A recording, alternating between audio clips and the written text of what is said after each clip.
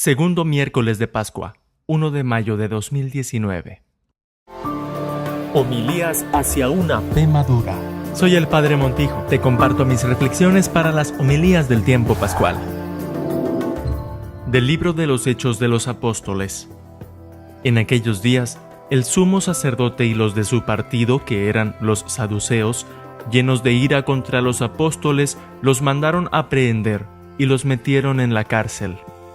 Pero durante la noche, un ángel del Señor les abrió las puertas, los sacó de ahí y les dijo: vayan al templo y pónganse a enseñar al pueblo todo lo referente a esta nueva vida.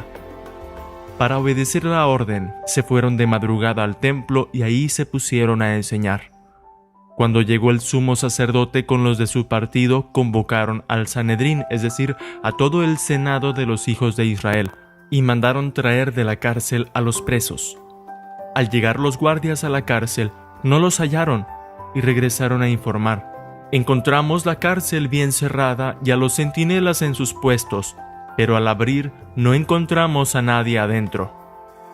Al oír estas palabras, el jefe de la guardia del templo y los sumos sacerdotes se quedaron sin saber qué pensar. Pero en ese momento llegó uno y les dijo: los hombres que habían metido en la cárcel están en el templo enseñando al pueblo. Entonces el jefe de la guardia, con sus hombres, trajo a los apóstoles, pero sin violencia, porque temían ser apedreados por el pueblo. Palabra de Dios. Los carceleros encontraron que la cárcel estaba cerrada y los apóstoles ya estaban libres y liberando a otros.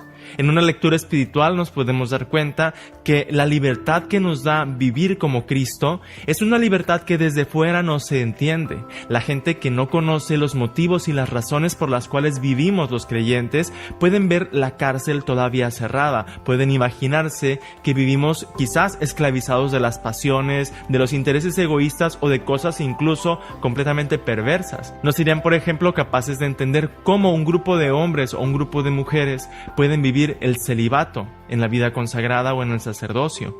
No pueden entender por qué un rico puede dar sus bienes a los pobres. No pueden entender incluso la libertad de un chico y una chica que deciden amarse para siempre toda la vida. Y ven el matrimonio como esclavitud, ven las obras de caridad como una carga o como un compromiso. Ven el celibato como algo antinatural o como algo ilógico o imposible. Así como, por ejemplo, el vivir los sacramentos, asistir a la Santa Misa, celebrar la fe, sin la fe es como una carga, es como una esclavitud.